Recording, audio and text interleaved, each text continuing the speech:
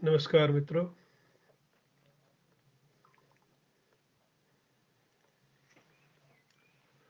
आपका स्वागत है जन सुलभ पुस्तकालय के मंच पर। मैं तेजेंद्र शर्मा आज फेसबुक लाइव पर अपना शीर्षक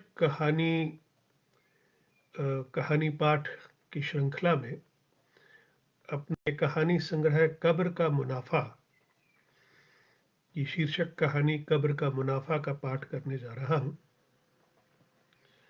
ये संग्रह सामयिक प्रकाशन से प्रकाशित हुआ था। दरअसल लेखकों के साथ होता है कि उनकी पहचान किसी रचना से ऐसी जुड़ जाती है कि उस रचना का नाम लेते हैं तो कहानीकार का नाम सामने आता है, चेहरा सामने आता है। श्रीलाल शुक्ल एक बार कह रहे थे, जब वो लखनऊ में मिले थे, कि भाई हर रचना की एक जन्म पत्री होती है। वो अपने राग दरबारी और अपने ही उपन्यास मकान के बारे में चर्चा कर रहे थे। मकान उपन्यास उन्हें बहुत प्रिय था जो उनका लिखा हुआ था, और वो पाठकों में और आलोचकों में उतना लोकप्रिय नहीं हुआ जितना राग दरबारी। तो जैसे ही हम श्रीलाल शुक्ल का नाम लेते हैं तो राग दरबारी का नाम आ जाता है। ऐसे ही शायद कब्र का मुनाफा कहानी की जो जन्म पत्री है, उसने मेरे नाम के साथ अपने आप को जोड़ लिया है। मुझे याद है कि जब ये कहानी मैंने लिखी तो इसका पहला पाठ भारतीय उच्चायोग में राकेश दुबे हिंदी अधिकारी थे उस समय, उनके सामने किया था। मैंने बातचीत थोड़ी जल्दी शुरू कर दी है, हालांकि 12:30 बजने में अभी भी लंदन के 12:30 बजने में अभी 1 मिनट बाकी है। आपके यहाँ 7 बजने में 1 मिनट बाकी होगा। तो जब ठीक 7 बजेंगे तो मैं एक बार फिर आप सबको नमस्कार करूंगा, क्योंकि सही समय बातचीत शुरू करने का तो 7 बजे ही है भारत के अनुसार। तो अब 7 बजे है और मैं आपको एक बार फिर से नमस्कार करता हूँ। कहानी जिसका मैं पाठ करने जा रहा हूँ उसका नाम है कब्र का मुनाफा। तो मैं कह रहा था कि हर रचना की एक जन्म पत्री होती है। तो इसका जो पहला पाठ मैंने किया वो भारतीय उच्चायोग लंदन में किया। मेरे पास वरिष्ठ लेखिका उषा राजे सक्सेना बैठी थी और उनके साथ उनके पति KBL सक्सेना थे और राकेश दुबे। इन लोगों ने जब कहानी पाठ सुना तो राकेश दुबे का रिएक्शन ये था कि तेजेंद्र जी, कहानी तो अच्छी है मगर देह की कीमत वाली बात नहीं है। और उषा राजे सक्सेना का कहना था कि तेजेंद्र जी, आपसे एक ऐसी कहानी लिखी गई है जो आपके नाम को एक स्थायी दर्जा हिंदी साहित्य में दिलवाएगा। अब थोड़ी सी बात है कि कहानी मेरे सामने, मेरे दिमाग में आई कैसे। दरअसल हमारी कथा यूके की जो संरक्षक हैं ज़किया ज़ुबेरी जी, वो और उनके पति एक पार्टी में इकट्ठे थे। तो लोगों ने उनसे पूछा कि ज़ुबेरी साहब, आप ज़किया जी को इस जन्मदिन पे क्या देने वाले हैं। तो उन्होंने बहुत क्रिप्टिक सा रिमार्क दिया। उन्होंने कहा, बात यह है कि जो इनको हमने गिफ्ट पिछली बार दिया था उसका तो इन्होंने इस्तेमाल नहीं किया। तो लोगों ने पूछा, क्या गिफ्ट दिया था आपने। तो बहुत मुस्कुरा के बोले, हमने इनको कब्र गिफ्ट की थी। तो जब मुझे ये बात पता चली तो मुझे बड़ी हैरानी हुई कि ब्रिटेन में कब्र भी गिफ्ट की जाती है। तो मेरे अंदर के लेखक को एक नए किस्म की सामग्री दिखाई दी। तो ज़किया जी ने जब मुझे ये बताई बात, तो मुझे इस तरह से इस बात ने असर किया कि मैंने उसे चेक करना शुरू किया कि क्या यहाँ पे ये रिवाज है। तो ज़किया जी ने बात-बात में कहा कि ये जितने अमीर बैंकर हैं, ये एक ही जगह अपने आप को और अपने परिवार को दफन करने के प्लान बना रहे हैं। तो मैं उस कारपेंटर्स पार्क की सिमेट्री में गया, उसको देखा, बड़ी खूबसूरत थी। फिर मैंने कुछ वहाँ की स्कीम्स के बारे में पढ़ा, और फिर एक बार जब मैं अंडरग्राउंड से यात्रा कर रहा था, तो मैंने देखा कि वहाँ कुछ लीफलेट्स रखे हुए थे लाश के मेकअप के। तो मुझे वो लीफलेट अपनी कहानी के लिए बहुत माकूल लगा। मुझे लगा कि भाई, ये एक ऐसा लीफलेट है जो मेरी कहानी में बहुत काम आएगा। उसमें जो कुछ लिखा हुआ था, वो मेरी आंखें फटी की फटी रह गई। तो मैंने ऐसी कई कहानियां पढ़ रखी थी जो बाजारवाद पर नारेबाजी वाली कहानियां होती थी। मुझे लगा कि ये एक ऐसी कहानी बन सकती है जिसमें हम बाजारवाद का नाम न लें, मगर पाठक जब कहानी को पढ़ने और सुनने के बाद अपना मन टटोले, तो उसे लगे कि भाई, सच में बाजारवाद ने तो अब मौत को भी नहीं बख्शा। अब अगर मौत को नहीं बख्शा, तो बाजारवाद ने मौत को किस तरह से इन्फ्लुएंस किया, वो इस कहानी में लाना बहुत जरूरी था। तो मैंने ज़किया जी को बताया नहीं कि मैं इस विषय पे कहानी लिख रहा हूं। मैं चुप करके कहानी लिखता रहा, और जब मैंने ज़किया जी को ये कहानी सुनाई, तो जाहिर है कि वो इसमें अपने आप को भी पहचान पा रही थी, अपने पति को भी पहचान पा रही थी। लेकिन मैंने इसमें बहुत से और कैरेक्टर्स जोड़े। मैंने ज़किया जी के सर्कल के ही लोगों को खोजा, और इस छोटी सी घटना के ज़किया जी ने मेरा पिछली बार का गिफ्ट इस्तेमाल नहीं किया, उसको मैंने एक रचना के रूप में पेश किया। भाई हरि भटनागर ने सबसे पहले इंडिया टुडे के एक सर्वे में, हरि भटनागर बहुत प्रतिष्ठित कथाकार हैं भोपाल से, और उन्होंने कब्र का मुनाफा को 50 साल की बेहतरीन कहानियों में शामिल किया। फिर डॉक्टर पुष्पपाल सिंह ने जो मैकमिलन के लिए एक क्लासिक सीरीज निकाली, तो उस क्लासिक सीरीज में इस कहानी को शामिल किया। इस कहानी के बारे में बाकी बातें बाद में करेंगे। अब क्योंकि 5 मिनट तो ऊपर हो गए हैं, तो मुझे लगता है कि कब्र का मुनाफा कहानी का पाठ अब मैं शुरू कर सकता हूं। काफ़ी मित्र जिन्होंने जुड़ना था शायद जुड़ गए होंगे, या साथ साथ जुड़ते जाएंगे।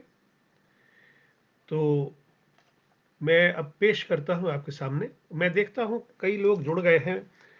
कमला नरवरिया जुड़ी हैं, नीता अनेजा जुड़ गई हैं, मीनाक्षी वर्मा, मधु मेहता,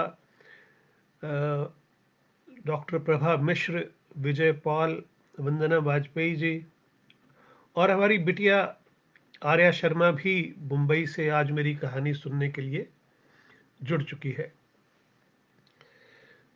तो कहानी का शीर्षक कब्र का मुनाफा। यार, कुछ ना कुछ तो नया करना ही पड़ेगा। सारी जिंदगी नौकरी में गंवा चुके हैं, अब और नहीं की जाएगी ये चाकरी। खलील जैदी का चेहरा सिगरेट के धुएं के पीछे धुंधला सा दिखाई दे रहा है। नजम जमाल विस्की का हल्का सा घूंट भरते हुए किसी गहरी सोच में डूबा बैठा है। सवाल दोनों के दिमाग में एक ही है, अब आगे क्या करना है? कौन करे अब ये कुत्ता घसीटी? खलील और नजम ने जीवन के 33 साल अपनी कंपनी की सेवा में होम कर दिए हैं। दोनों की यारी के किस्से बहुत पुराने हैं। खलील शराब नहीं पीता और नजम सिगरेट से परेशान हो जाता है। किंतु दोनों की आदतें दोनों की दोस्ती के कभी आड़े नहीं आती हैं। खलील जैदी एक युवा अफसर बनकर आया था इस कंपनी में, किंतु आज उसने अपनी मेहनत और अक्ल से इस कंपनी को यूरोप की अग्रणी फाइनेंशियल कंपनियों की कतार में ला खड़ा किया है। लंदन के फाइनेंशियल सेक्टर में खलील की खासी इज्जत है। वैसे खलील भाई, क्या जरूरी है कि कुछ किया ही जाए? अरे भाई, इतना कमा लिया, अब आराम क्यों ना करें? बेटे बहुएं और पोते पोतियों के साथ बाकी दिन अगर बिता दिया जाए तो इसमें बुरा क्या है? अरे मियाँ, दूसरे के लिए पूरी जिंदगी लगा दी, कंपनी को कहां से कहां पहुंचा दिया, लेकिन कल को मर जाएंगे तो कोई याद भी नहीं करेगा। अगर इतनी मेहनत अपने लिए की होती तो पूरे फाइनेंशियल सेक्टर में हमारे नाम की लोग माला छप रहे होते। अरे भाई खलील भाई, मरने पर याद आया, आपने कारपेंटर्स पार्क के कब्रिस्तान में अपनी और भाभी जान की कब्र बुक करा लिया नहीं? देखिए उस कब्रिस्तान की क्या लोकेशन है, उसका लुक और माहौल तो एकदम यूनिक है। अब जिंदगी भर तो काम काम और काम से फुर्सत नहीं मिली, कम से कम मर के तो चैन की जिंदगी गुजारेंगे ना। क्या बात कही है मियाँ, कम से कम मर के तो चैन की जिंदगी जिएंगे। भाई वाह, वो किसी शायर ने भी क्या बात कही है ना कि मर के भी चैन ना पाया तो किधर जाएंगे। यार मुझे तो कोई दिक्कत नहीं, पर तुम्हारी जो ये भाभी जान है ना, ये बहुत सोशलिस्ट किस्म की औरत है, पता लगते ही बिफर जाएगी। वैसे तुमने आबिदा से बात कर ली क्या? अब देखो ना, नजम ने बीच में ही टोक दिया। खलील भाई, इनके बिना गुजारा भी तो नहीं ना, ये नेसेसरी ईविल है हमारे लिए। और फिर इस देश में तो स्टेटस के लिए भी इनकी जरूरत पड़ती है। इस मामले में जापान बढ़िया है। हर आदमी अपने बीवी और बच्चे तो शहर के बाहर रखता है, सबर्ब में, और शहर वाले फ्लैट में अपनी एक वर्किंग पार्टनर रखता है। सोच के कितना अच्छा लगता है। साफ पता चल रहा था कि विस्की अपना रंग दिखा रही है। यार ये साला कब्रिस्तान शिया लोगों के लिए एक्सक्लूसिव नहीं हो सकता क्या? वरना मरने के बाद पता ही नहीं चलेगा कि पड़ोस में शिया है, सुन्नी, या फिर वो कोई गुजराती टोपी वाला। यार सोचकर बड़ी झुरझुरी सी होती है। मेरा तो बस चले तो एक कब्रिस्तान बना के उस पर बोर्ड लगा दूं, शिया मुसलमानों के लिए रिजर्व्ड। बात तो आपने पते की कही खलील भाई, लेकिन अभी अपना पाकिस्तान तो है नहीं। यहां तो शुक्र मनाइए कि गोरी सरकार ने हमारे लिए अलग से कब्रिस्तान बना रखा है, वरना हमें भी ईसाइयों के कब्रिस्तान में दफन होना पड़ता। आपने कारपेंटर्स पार्क वालों की नई स्कीम के बारे में सुना क्या? वो खाली 10 पाउंड महीने के प्रीमियम पर आपको शान से दफनाने की पूरी जिम्मेदारी अपने पे ले रहे हैं। उनका जो नया पैम्फलेट निकला है ना, उसमें पूरी डिटेल्स दे रखी है।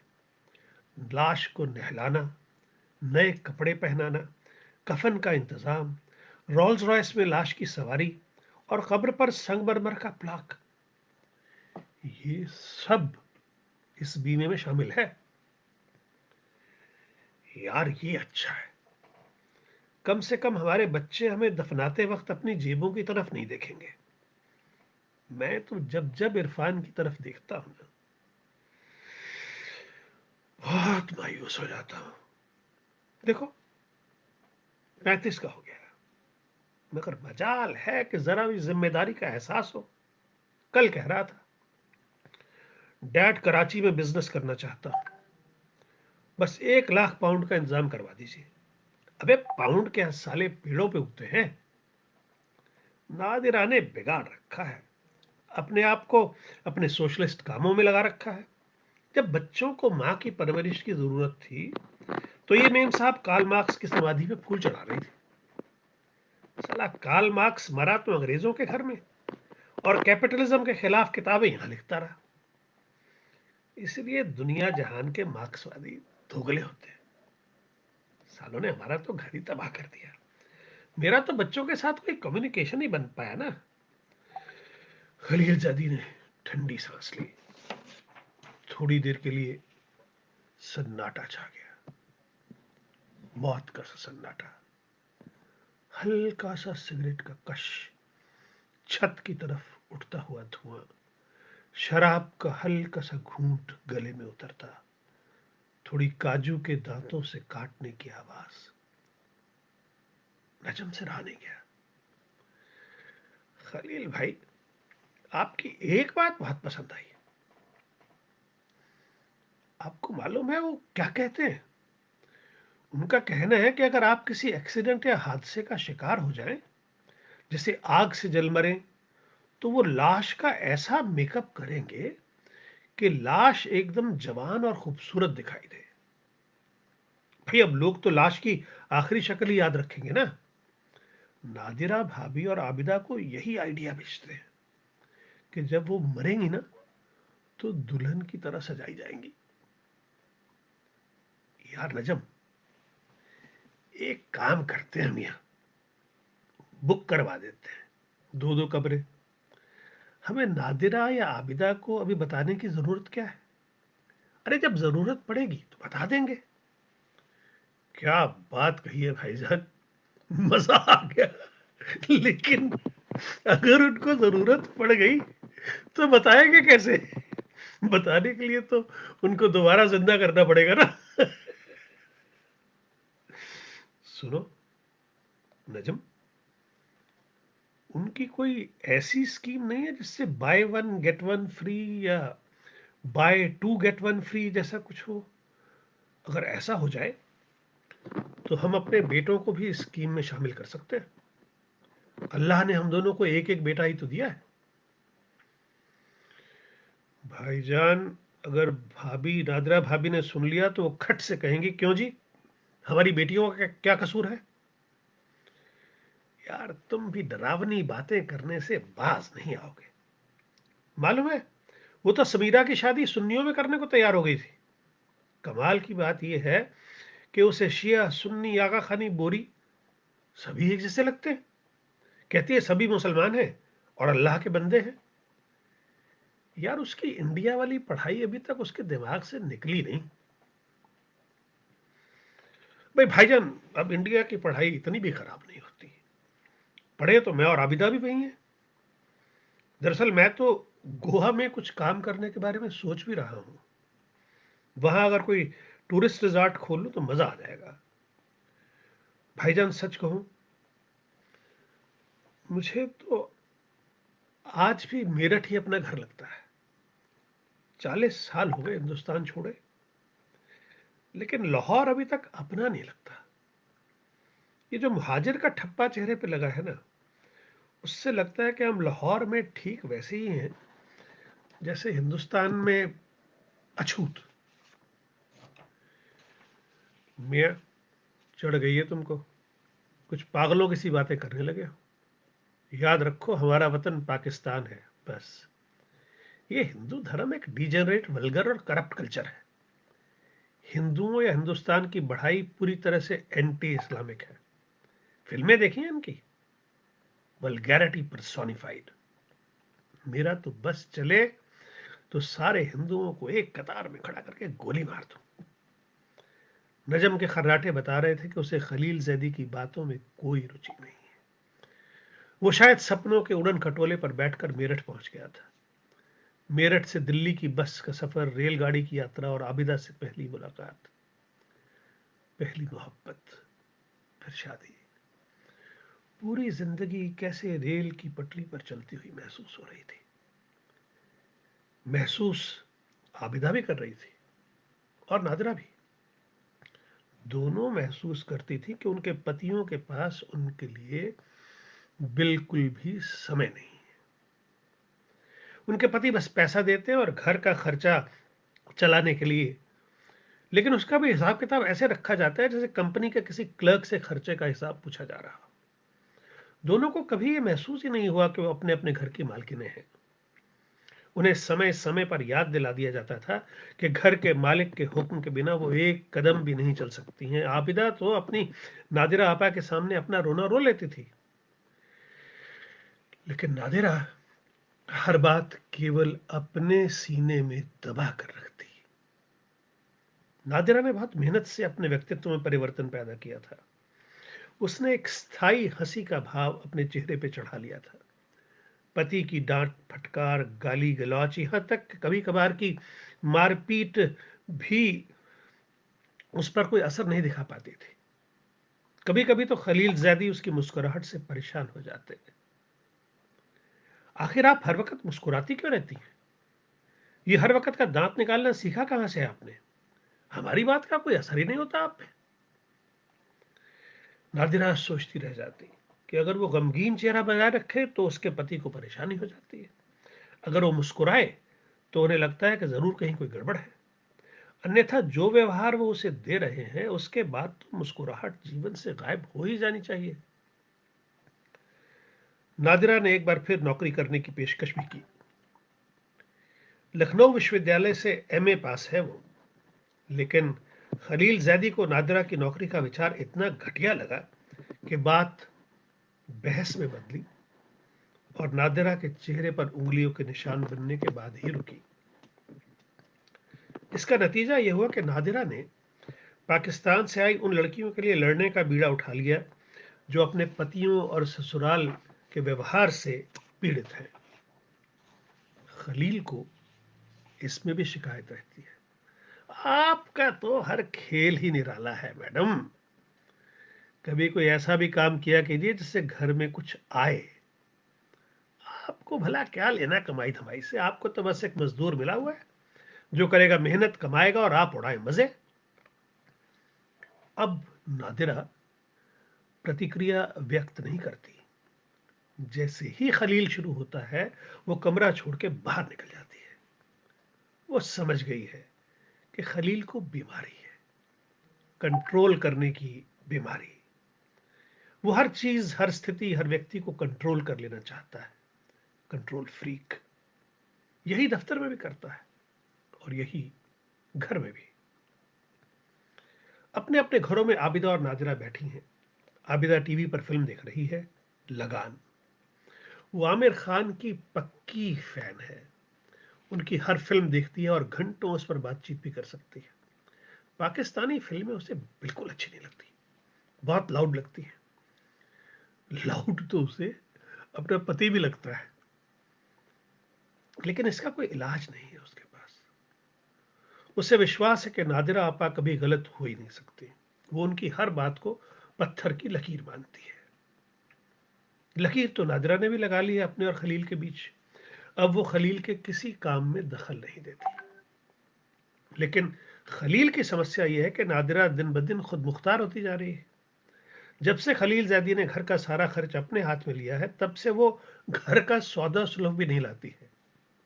खलील कुड़ता रहता है, लेकिन समझ नहीं पाता कि नादिरा के अहम को तोड़े कैसे।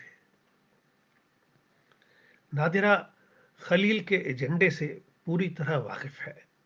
जानती है कि जमींदार खून बर्दाश्त नहीं कर सकता कि उसकी रियाया उसके सामने सिर उठाकर बात करे।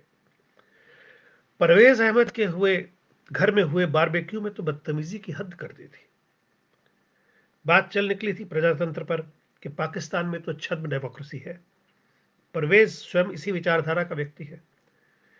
उस पर नादिरा ने कहीं भारत को विश्व का सबसे बड़ा प्रजातंत्र कह दिया। खलील का पारा चढ़ गया। रहने दीजिए, रहने दीजिए, भला आप क्या समझेंगी? बस यही कहकर एकदम चुप हो गया। नादिरा ने स्थिति को समझने में गलती कर दी और कहती गई, परवेज भाई, मैं क्या गलत कह रही हूं? भारत का प्रधानमंत्री सिख, वहां का राष्ट्रपति मुसलमान और कांग्रेस की मुखिया ईसाई। क्या दुनिया के किसी भी और देश में ऐसा हो सकता है? फट पड़ा था खलील। आप तो बस हिंदू हो गई। आप सिंदूर लगा लीजिए, बिंदी माथे पर चढ़ा लीजिए और आर्य समाज में जाकर अपनी शुद्धि करवा लीजिए, लेकिन याद रखिएगा हम आपको तलाक दे देंगे। सन्नाटा छा गया था पूरी महफिल में। नादिरा भी सन्न रह गई। उसने जिस निगाह से खलील को देखा, अपने इस जीवन में खलील उसकी परिभाषा के लिए कभी शब्द नहीं खोज पाएगा। फिर नादिरा ने एक झटका दिया अपने सिर को और चिपका ली वही मुस्कुराहट अपने चेहरे पर। खलील तिलमिलाया, परेशान हुआ और अंततः चकरा कर कुर्सी पर बैठ गया। महफिल की मुर्दनी खत्म नहीं हो पाई। परवेज शर्मिंदा सा नादिरा भाभी को देख रहा था। उसे अफसोस था कि उसने बात शुरू ही क्यों की। महफिल में कब्रिस्तान की सी चुप्पी छा गई थी। घर में भी कब्रिस्तान पहुंच गया था। नादिरा आमतौर पर खलील के पत्र नहीं खोलती। एक बार खोलने का खमियाजा भुगत चुकी है, लेकिन इस पत्र पर पता लिखा था श्री एवं श्रीमती खलील जैदी। उसे लगा जरूर कोई निमंत्रण पत्र ही होगा। पत्र खोला तो हैरान रह गई। अपने घर से इतनी दूर किसी कब्रिस्तान में इतनी पहले अपने लिए कब्र आरक्षित करवाने का औचित्य समझ ही नहीं पाई। क्या उसका अपना घर एक जिंदा कब्रिस्तान नहीं है? इस घर में खलील क्या नर्क का जल्लाद नहीं? घबरा भी गई कि मरने के बाद भी खलील के बगल में ही रहना होगा। क्या मरने के बाद भी चैन नहीं मिलेगा? चैन तो उसे दिन भर नहीं मिला। पाकिस्तान से आई अनीसा ने आत्महत्या का प्रयास किया था। रॉयल जनरल अस्पताल में दाखिल थी। उसे देखने जाना था। पुलिस से बातचीत करनी थी। अनीसा को कब्र में जाने से रोकना था। अनीसा को दिलासा देती, पुलिस से बातचीत करती, सबवे से सैंडविच लेकर चलती कार में खाती। वो वापस घर पहुंची। घर की रसोई में खटपट की आवाजें सुनाई दे रही थी, यानी कि अब्दुल खाना बनाने आ चुका था। खलील के लिए आज खासतौर पर कबाब और मटन चॉप बन रही है। नादिरा ने जब से योग शुरू किया है शाकाहारी हो गई है। ऊपर कमरे में जाकर कपड़े बदलकर नादिरा अब्दुल के पास रसोई में आ गई। अब्दुल की खासियत है, जब तक उससे कुछ पूछा ना जाए वो चुपचाप काम करता रहता है। बस हल्की से मुस्कुराहट उसके व्यक्तित्व का एक हिस्सा है। आज भी काम किया जा रहा है। नादिरा ने पूछा, अब्दुल, तुम्हारी बीवी की तबीयत अब कैसी है और बेटी ठीक है ना?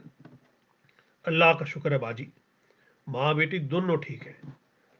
फिर चुप्पी। नादिरा को कई बार हैरानी भी होती कि अब्दुल के पास बात करने के लिए कुछ भी नहीं होता। अच्छा भी है, दो घरों में काम करता है, कभी इधर की बात उधर नहीं करता। खलील घर आ गया। अब शरीर थक जाता है। उसे इस बात का गर्व है कि उसने अपने परिवार को जमाने भर की सुविधाएं मुहैया करवाई हैं। नादिरा के लिए BMW कार है तो बेटे इरफान के लिए टोयोटा स्पोर्ट्स। हेम्पस्टेड जैसे पॉश इलाके में महलनुमा घर है। घर के बाहर दूर तक फैली हरियाली और पहाड़ी। बिल्कुल पिक्चर पोस्ट कार्ड जैसा घर दिया है नादिरा को। वो चाहता है कि जिंदगी भर नादिरा इसके लिए उसकी कृतज्ञ बनी रहे। मगर नादिरा तो एक बेडरूम के फ्लैट में भी खुश रह सकती है। खुशी को रहने के लिए महल नुमा घर की जरूरत नहीं पड़ती। 7 बेडरूम का घर अगर एक मकबरे का आभास दे तो खुशी को घर के भीतर घुसने का साहस भी नहीं कर पाएगी। दरवाजे के बाहर ही खड़ी रह जाएगी। भाई, एक बार लाश रोल्स रॉयस में रखी गई तो हेम्पस्टेड क्या और कारपेंटर्स पार्क क्या, ये कब्रिस्तान जरा पॉश किस्म का है। फाइनेंशियल सेक्टर के हमारे ज्यादातर लोगों ने वहीं दफन होने का फैसला किया है। कम से कम मरने के बाद अपने स्टेटस के लोगों के साथ रहेंगे ना।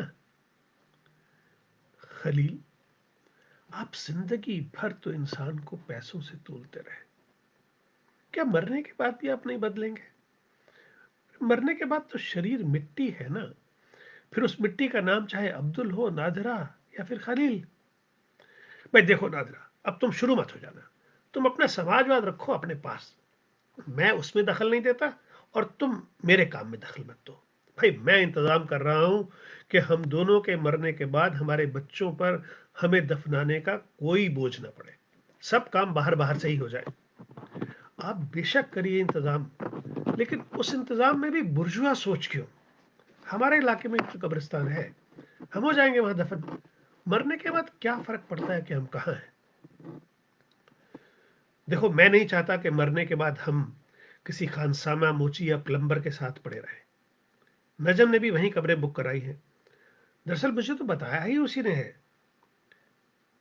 देखो नादिरा, मैं चाहता हूं कि तुम्हारी जिंदगी में तो तुम्हें बेस्ट चीजें मुहैया करवाऊं ही सही, मरने के बाद भी बेहतरीन जिंदगी दूं।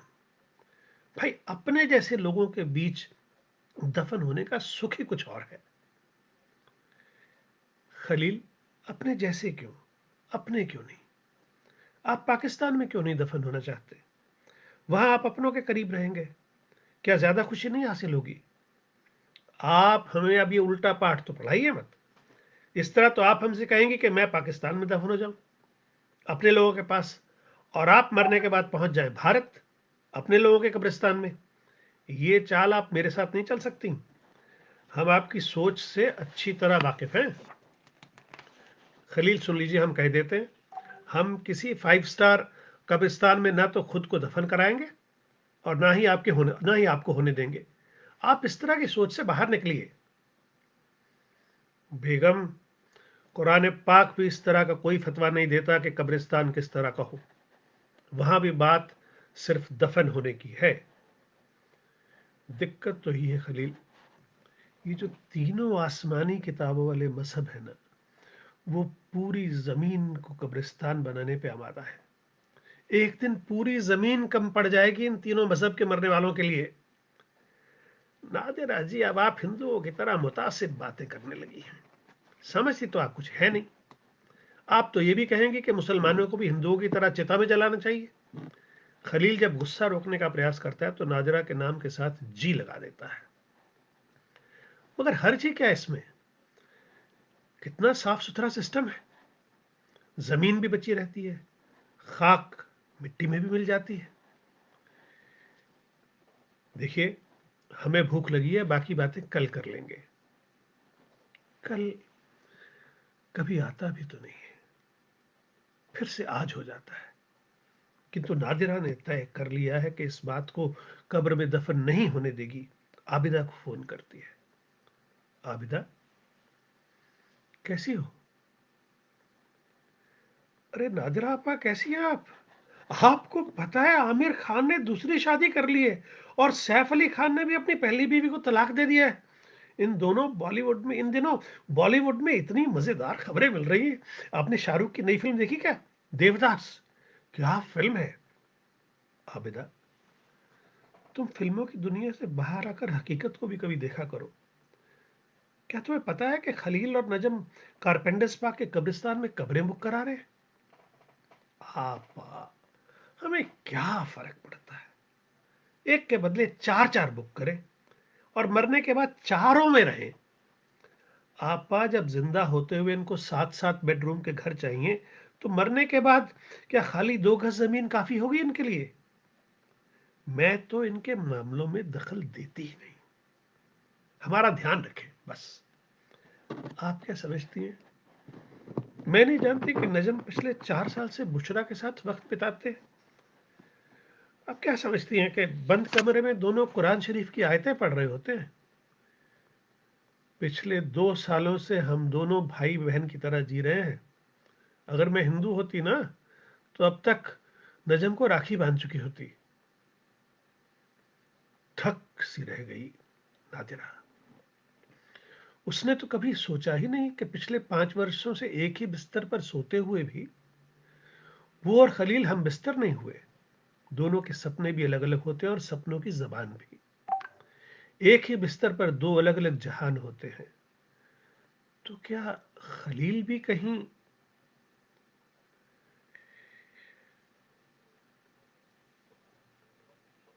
वैसे उसे भी क्या फर्क पड़ता है? आबिदा, मैं जाती रिश्तों की बात नहीं कर रही, मैं तो समाज को लेकर परेशान हूं। क्या ये ठीक है जो ये दोनों कर रहे हैं? आपा, मुझे तो कोई फर्क नहीं पड़ता, मेरे लिए ये बातें सब बेकार की हैं। अरे, जब मर ही गए तो क्या फर्क पड़ता है कि मिट्टी कहां दफन हुई? इस बात को लेके मैं अपना आज क्यों खराब करूं? मगर हां, एक बात कह देती हूं कि अगर नजम मुझसे पहले मर गए तो मैं उनको दुनिया के सबसे गरीब कब्रिस्तान में ले जाके दफन करूंगी और कब्र पर कोई कुतबा तक नहीं लगवाऊंगी, गुमनाम कब्र होगी उसकी। और अगर मैं पहले मर गई तो फिर बचा ही क्या? ठीक कहा आपने ना कि बचा ही क्या। आज जिंदा है तो भी क्या बचा है? साल भर बीत जाने के बाद भी क्या कर पाई है नादिरा? आदमी दोनों जिंदा है लेकिन कब्रें आरक्षित है दोनों के लिए। खलील और नजम आज भी इसी सोच में डूबे हैं कि नया धंधा क्या शुरू किया जाए। कब्रें आरक्षित करने के बाद वो दोनों इस विषय को भूल ही गए थे, लेकिन कारपेंटर स्टॉक उनको नहीं भूला है। आज फिर एक चिट्ठी आई है। मुद्रास्फीति के साथ साथ मासिक किश्त में पैसे बढ़ाने की चिट्ठी ने नादिरे का खून फिर से खौला दिया है। खलील और नजम आज ड्राइंग रूम में योजना बना रहे हैं। पूरे लंदन में एक नजम ही है जो खलील के घर शराब पी सकता है और एक खलील है जो नजम के घर सिगरेट पी सकता है, लेकिन दोनों अपना अपना नशा खुद साथ लाते हैं। खलील भाई, देखिए मैं पाकिस्तान में तो कोई धंधा करूंगा नहीं। एक तो आबिदा वहां जाएगी नहीं, दूसरे अब तो बुशरा का भी सोचना पड़ता है, और तीसरा ये कि अपना तो साला पूरा मुल्क ही करप्शन से भरा हुआ है। इतनी रिश्वत देनी पड़ती है कि दिल करता है सामने वाले को 4 जूते लगाऊं। ऊपर से नीचे तक सब करप्ट। अगर हम दोनों को मिलकर कोई काम शुरू करना है तो ये इंग्लैंड में रह के करना होगा, वरना आप कराची और हम गोवा। मैं तो आजकल सपनों में भी वहीं गोवा में रहता हूँ। क्या जगह है खलील भाई, क्या लोग हैं, कितना सेफ फील करता है आदमी वहां। मियाँ, एक तो तुमको चढ़ बहुत जल्दी जाती है, अभी तय कुछ हुआ नहीं, तुम्हारे अंदर का हिंदुस्तानी लगा चहकने। तुम साले हिंदुस्तानी लोग कभी सुधर नहीं सकते। अंदर से तुम सब के सब मुतासिब होते हो, चाहे मजहब तुम्हारा कोई भी हो, तुम्हारा कुछ नहीं हो सकता। अरे तो भाई फिर आप ही कुछ सोचिए ना, आप तो बहुत ब्रॉड माइंडेड हैं। अरे वही तो कर रहा हूं। देखो एक बात सुनो। नादिरा भुनभुनाती हुई ड्राइंग रूम में दाखिल होती है। खलील, मैंने आपसे कितनी बार कहा है कि ये कब्रें कैंसिल करवा दीजिए। अब मेरी इतनी छोटी सी बात आप नहीं मान सकते? अरे भाभी, आपको खलील ने बताया नहीं कि उनकी स्कीम की खास बात क्या है? उनका कहना है कि अगर आप किसी एक्सीडेंट या हादसे का शिकार हो जाएं, जैसे आग से जल मरे, तो वो लाश का ऐसा मेकअप कर देंगे कि लाश एकदम जवान और खूबसूरत दिखाई दे। अब आप ही सोचिए, ऐसी कौन सी खातून है जो मरने के बाद खूबसूरत और जवान ना दिखना चाहेगी? आप तो हमसे बात भी ना करें नजम भाई, आपने ही ये कीड़ा इनके दिमाग में डाला है, हम आपको तो कभी माफ करेंगे नहीं। खलील, आप अभी का अभी फोन करते हैं नहीं, वरना मैं खुद ही कब्रिस्तान को फोन करके कब्रें करती हूँ कैंसिल। यार तुम समझती नहीं हो नादिरा। अरे कैंसिलेशन चार्ज लगेंगे अलग, क्यों नुकसान करवाती हो? तो ठीक है, मैं खुद ही फोन करती हूँ और पता करती हूँ कि आपका कितना नुकसान हो गया, उसकी भरपाई मैं खुद ही कर दूंगी। नादिरा गुस्से में नंबर मिला रही है। सिगरेट का धुआं कमरे में एक डरावना सा माहौल पैदा कर रहा है। शराब की महक रही सही कसर भी पूरी कर रही है। फोन लग गया है। नादिरा अपना रेफरेंस नंबर देकर बात कर रही है। खलील और नजम परेशान और बेबस से लग रहे हैं। नादिरा थैंक्स कहकर फोन रख देती है। लीजिए खलील, अरे हमने तो पता भी कर लिया है और कैंसिलेशन का ऑर्डर भी दे दिया है। पता है उन्होंने क्या कहा? उनका कहना है कि आपने 350 पाउंड एक कब्र के लिए जमा करवाए, यानी कि 2 कब्रों के लिए 700 पाउंड, और अब इन्फ्लेशन की वजह से उन कब्रों की कीमत हो गई है 1100 पाउंड, यानी कि आपको हुआ है कुल 400 पाउंड का फायदा। खलील ने कहा, क्या 400 पाउंड का फायदा बस साल भर में? उसने नजम की तरफ देखा। नजम की आंखों में भी ठीक वही चमक थी। दोनों को नया धंधा मिल गया था। तो मित्रों, ये नया धंधा जो है, ये कब्र का मुनाफा है, जो आज का बाजारवाद हमारे इन चरित्रों को ऑफर कर रहा है। इस कहानी का पहला पाठ तो मैंने आपको बताया कि भारतीय उच्चायोग में मैंने लंदन में किया था, मगर भारत में इसका पहला पाठ हुआ था हरीश नवल, हमारे मित्र हैं। उन दिनों वो हिंदू कॉलेज में प्रोफेसर थे, तो उनको वहाँ एक फ्लैट मिला हुआ था। तो उस फ्लैट में उनके घर कहानी पाठ रखा गया था। एक मजेदार बात हुई कि जो राकेश दुबे का रिएक्शन था, जो टिप्पणी थी, वही टिप्पणी प्रेम जन्मेजय, हरीश नवल और भाई अनिल शर्मा की थी कि कहानी तो अच्छी है, मगर ये देह की कीमत जैसी नहीं। वहां मेरे पुराने प्राध्यापक प्रताप सहगल सर भी आए हुए थे। वो हिंदी पढ़ाया करते थे दिल्ली कॉलेज में, जहां से मैंने बी ऑनर्स इंग्लिश किया था।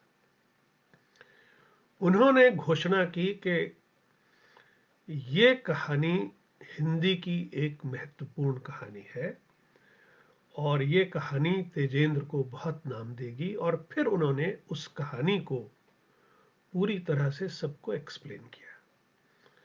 तो इस मामले में मैं अपने आप को बहुत लकी मानता हूं कि मेरे अपने प्राध्यापक, मेरे अपने टीचर सहगल सर को, जब ये प्रताप सहगल सर को जब ये कहानी ने इस तरह से इम्प्रेस किया, तो कहीं एक विद्यार्थी के मन में भी ये थी कि उसके टीचर ने उसकी पीठ थपथपाई है।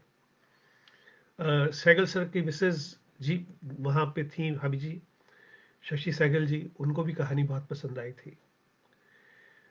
फिर हमारे एक मित्र हैं अजित राय, जो पत्रकार हैं, और दूसरी हमारी बहुत प्रिय लेखिका भी हैं और पत्रकार भी हैं, गीता श्री। इन दोनों को ये कहानी इतनी अच्छी लगी कि इन्होंने इस कहानी का पाठ आईसीसीआर नहीं, आईआईसी, इंडिया इंटरनेशनल सेंटर में रखवाया। और वहां जो लोग आए थे, मंच पर थे अशोक वाजपेयी, राजेंद्र यादव, तेजेंद्र शर्मा, और सामने ऑडियंस में जो लोग बैठे थे, उनको देख के मुझे खुद लग रहा था कि मैं इनके सामने मंच पे कैसे बैठ सकता हूं, क्योंकि ऑडियंस में थी चित्रा मुदगल, ऑडियंस में थे अशोक चक्रधर, ऑडियंस में थे असगर वजाहत, नासिरा शर्मा, मतलब who is who, Subhash Nirav भी थे, और मतलब हिंदी साहित्य से जुड़े हुए तमाम लोग थे, पत्रकारिता जगत से, और वो हॉल ठसा ठस भरा हुआ था। रूप सिंह चंदेल भी थे, मुझे याद है। अ, और कुंवर नारायण ऑडियंस में थे। आप सोचिए कितनी बड़ी बात है कि ये लोग एक ऐसे लेखक की कहानी सुनने के लिए बैठे थे जो लंदन से वहां कहानी पाठ करने गया था। और इसका पूरा श्रेय अजित राय और गीता श्री की जोड़ी को है, जिन्होंने उस कहानी पाठ के लिए इन लोगों को जोड़ा। और नामवर सिंह जी उस दिन हवाई जहाज से दिल्ली वापस आए थे कहीं से, लेकिन उनकी फ्लाइट लेट हो गई। जब तक वो फ्लाइट लैंड की, तब तक हमारा कार्यक्रम खत्म हो गया था। लेकिन मुझे अशोक वाजपेयी जी की टिप्पणी अब तक याद है। उन्होंने कहा, कहानी पाठ एक कल्चरल उत्सव हो सकता है, सांस्कृतिक उत्सव हो सकता है, ये मुझे आज पहली बार पता चला। तेजेंद्र शर्मा पन्ने पे पन्ने पलटते जा रहे थे और हम सब के दिल एक एक पन्ने के एक एक संवाद के साथ धड़कते जा रहे थे। और कहानी पाठ के लिए राजेंद्र यादव ने बहुत स्नेह दिया। उसके बाद इसका पाठ एक बार मृदुला टंडन जी ने आईआईसी में दोबारा रखवाया, तो ये कहानी चर्चा में आती चली गई। इस कहानी पर बहुत से आलोचनात्मक लेख लिखे गए, और जब कहीं इस कहानी का जिक्र होता है तो मित्रों की तरफ से आंखों में मैं पाता हूं कि वो बहुत प्रशंसा कर रहे हैं। तो आज मैंने ये कहानी आपके साथ साझा की, आपके सामने पढ़ी। मुझे उम्मीद है कि आप सबको पसंद आई होगी। और अब अगली कहानी जो पढ़ी जाएगी, वो मेरे ख्याल से मेरा अगला कहानी संग्रह है दीवार में रास्ता। तो शायद वही कहानी होगी, मगर उसकी सूचना आपको अर्पण भी देंगे, और मैं अर्पण को और जनसुलभ मंच को और आप सारे मित्रों को जिन्होंने कब्र का मुनाफा कहानी आज सुनी, उनको बहुत धन्यवाद देना चाहूँगा। और बहुत अच्छा लग रहा है कि मेरी बेटी ने भी आज मेरा कहानी पाठ सुना, तो मैं उससे तो पूछूंगा फ़ोन करके बाद में कि उसे कैसा लगा। बहुत बहुत धन्यवाद। आप सब दोबारा मिलिएगा, और आज इकट्ठे होने के लिए आपका शुक्रिया। और अगली कहानी दीवार में रास्ता कुछ दिनों के बाद। धन्यवाद।